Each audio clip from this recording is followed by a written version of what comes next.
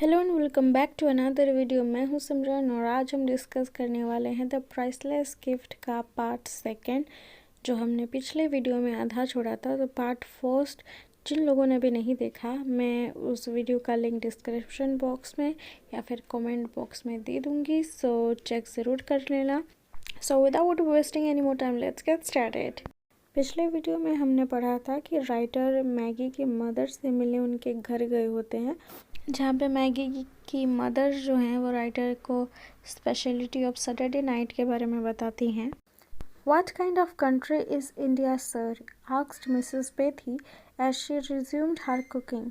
A beautiful country, safe to live in. Are not there too many snakes and tigers? Don't they kill people? This type of question has often been asked. Don't believe that snakes and tigers are killed by the people if they come too close. My son is in the Punjab. He is a soldier. What kind of place is the Punjab? The Punjab is a fine place. It is a very healthy place to live in. I am glad to hear it, Mrs. Bethy said. Her baking was finished. Maggie, she said, take Mr. Gupta upstairs. I will wash my hands and bring tea. As we drank tea, I talked about India. Mrs. Bethy showed me a photograph of her son. It had been kept very neatly in an envelope by the mother. His name was Frankie. Mrs Bethy जो थी वो खाना बनाते बनाते writer से पूछ रही थी कि इंडिया किस टाइप का कंट्री है, वहाँ पे मतलब रहना सेफ़ है या नहीं, वहाँ पे ज़्यादा सांप टाइगर वगैरह तो नहीं होते, वो लोगों को मारते तो नहीं हैं। फिर राइटर जवाब में क्या कहते हैं कि इंडिया बहुत सुंदर कंट्री है, वहाँ पे मतलब ये जो क्वेश्चन है कि सांप या टाइगर लोगों को मारते हैं, ये बहुत बार आते हैं और इन चीज़ों पर बिलीव मत कीजिएगा, क्योंकि ये सांप और टाइगर जो है वो लोगों के द्वारा मारे जाते हैं और तभी मारे जाते हैं जब वो लोगों के ज़्यादा करीब आ जाते हैं, ठीक है। फिर मिसेस बेथी राइटर से बोलती हैं कि मेरा बेटा जो है वो पंजाब में काम करता है एक सोल्जर के हिसाब से। तो पंजाब किस टाइप का कंट्री है? फिर राइटर बताते हैं कि पंजाब एक अच्छा प्लेस है, एक हेल्दी प्लेस है रहने के लिए। फिर जो मिसेस बेथी हैं वो अपने बेटे की चिंता में जो इतनी दुखी थी, वो थोड़ा रिलैक्स फील करती है और कहती है कि ये सुन के मुझे अच्छा लगा। फिर वो अपना जो केक बेक कर रही थी वो ख़त्म करती हैं और मैगी को बोलती हैं कि मिस्टर गुप्ता को जो है ऊपर लेके जाए, वो अपने हाथ धो के उनके लिए मतलब चाय लेके आएगी। तो यहाँ पे जो राइटर हैं उनका नाम है मिस्टर गुप्ता। चाय पीने के बाद राइटर मतलब मिस्टर गुप्ता बाकी सबको इंडिया के बारे में बताते हैं। फिर मिसेस बेथी जो है अपने बेटे का एक फ़ोटोग्राफ दिखाती हैं राइटर को, जो मतलब बहुत ही साफ़ सुथरे तरीके से एक एनवलप में रखा हुआ होता है और वो अपने बेटे का नाम बताती हैं Frankie. Maggie said Mrs Betty, show Mr. Gupta the ring which your brother sent you. She brought it and asked, can you see the past and future in it? I took it and examined it. When Frankie sent the ring, Mrs. Bethy said, he wrote that if you concentrate on a distant person as you gaze into it, you will be able to see him and what he is doing. We have not had any news from Frankie for a long time, but we have not been able to see anything. Why don't you try? You are an Indian, you may be able to do it. I did not have the heart to tell the mother and daughter that the ring was nothing much, not a miraculous thing from a distant land. How could I shatter their dream? फिर Mrs Bethy Maggi से कहती हैं कि वो उसके भाई ने जो उसको रिंग भेजा है वो मिस्टर गुप्ता को दिखाए। फिर मैगी जाती है और रिंग लेके आती है और पूछती है कि तुम इसमें पास्ट और फ्यूचर देख सकते हो क्या? फिर राइटर जो है वो रिंग लेते हैं, उसको अच्छे से देखते हैं। फिर मिसेस बेथी कहती हैं कि जब फ्रैंकी ने इसको भेजा था तो उसने लेटर में लिखा था कि अगर इस रिंग को देखकर हम किसी एक पर्सन के बारे में कॉन्सेंट्रेट करके सोचें और इस रिंग को देखें तो वो क्या कर रहा है और कहाँ है ये हम देख सकते हैं। और जब से हमें फ्रैंकी के बारे में कुछ न्यूज़ नहीं मिला है तो हमने इसमें देखने की भी कोशिश की, लेकिन हमें कुछ दिखाई नहीं दिया। तो आप इसको ट्राई करके देखो, क्योंकि आप एक इंडियन हो तो शायद आप कर सकते हो। फिर राइटर क्या सोचते हैं कि अब इस रिंग के बारे में इतना तो कुछ खासियत नहीं है, लेकिन अब इस माँ और बेटी के जो सपने हैं, मतलब उनके बेटे के बारे में जानने की या अपने भाई के बारे में जानने की, तो उनके ड्रीम को जो है मैं कैसे बिखरने दे सकता हूँ। Several months passed. I visited Maggie and Mrs. Bethy, but no news had come from Frankie. Mrs. Bethy was sick, in a serious condition, aggravated by her anxiety for Frankie. I was in a fix. What should I say to console the mother? Only God knew whether Frankie was still alive or dead. Mr. Gupta, the girl said, my mother has not been ill like this before. I have read in books that Indians love the truth. If you could bring yourself to tell mother only once after looking into the crystal that Frankie is all right, that he is alive, will it be too much of a lie? Will it be very wrong? I thought it over. I am not a very virtuous man, so I decided to do this, the least of my offense. Maggie brought me the ring. I took it and approached her mother's beside. Wishing her a good morning, I said, Mrs. Bethy, your son is alive. He is well. The old woman raised her head a little off the pillow. Tears of happiness welled up in her eyes. Mrs. Bethy soon recovered.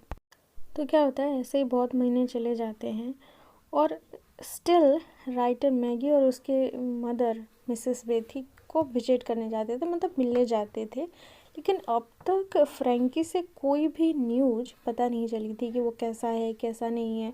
तो इस बारे में सोचते सोचते Mrs Bethy जो है बहुत बीमार पड़ चुकी थी, बहुत ही सीरियस कंडीशन में, और अपने बेटे फ्रैंकी के बारे में जानने के लिए वो बहुत ही बेचैन थी।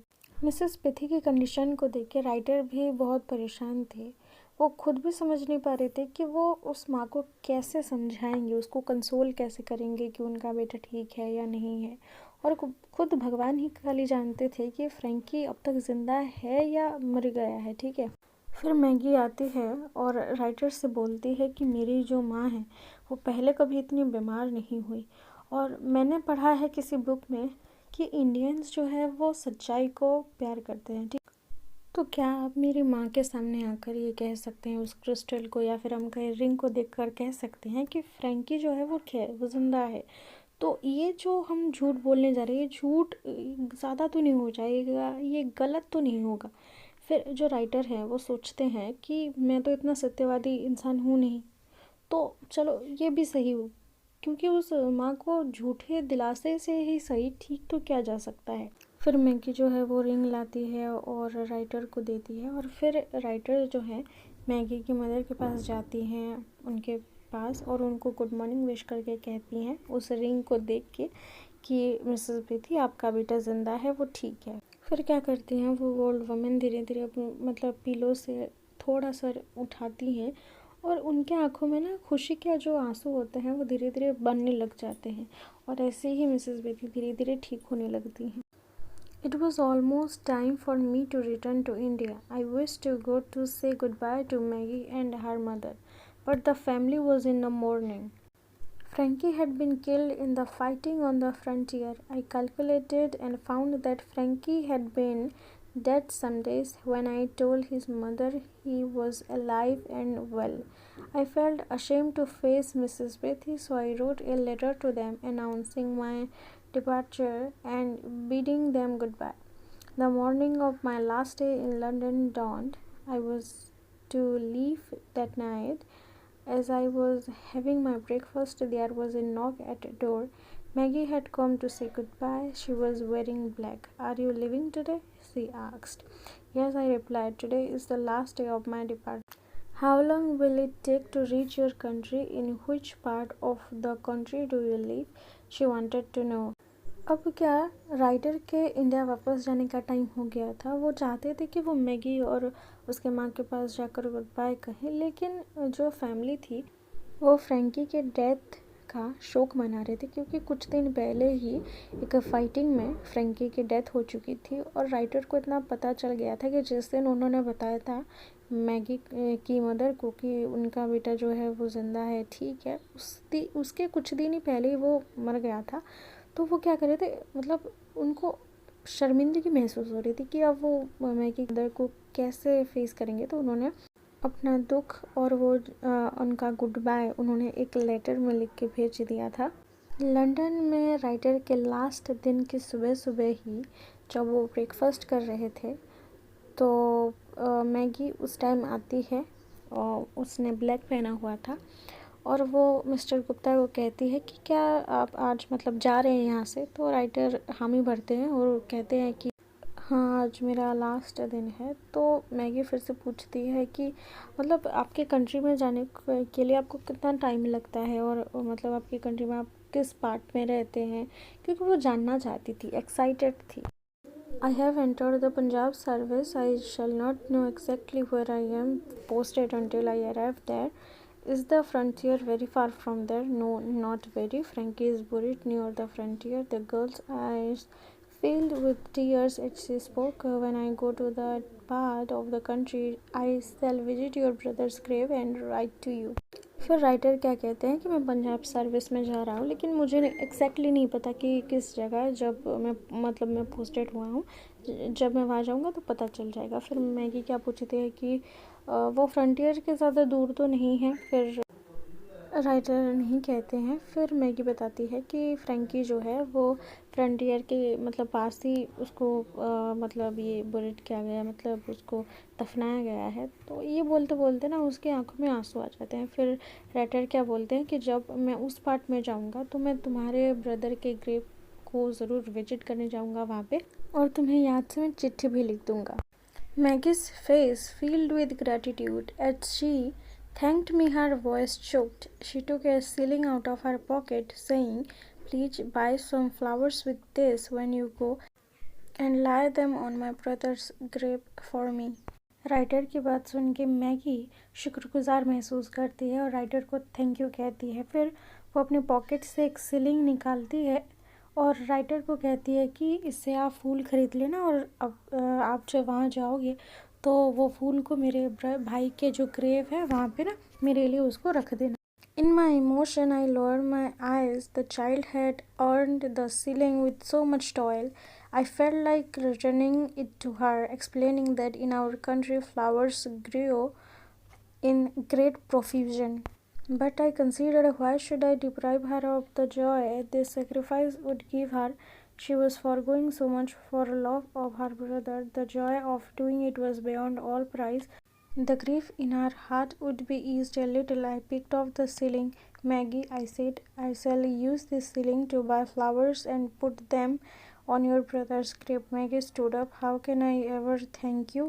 She said. Goodbye. Remember to write. I got up and held her hand. Goodbye, Maggie. God bless you, I said. Maggie. I wiped a tear from my eyes and went upstairs to pack my bag.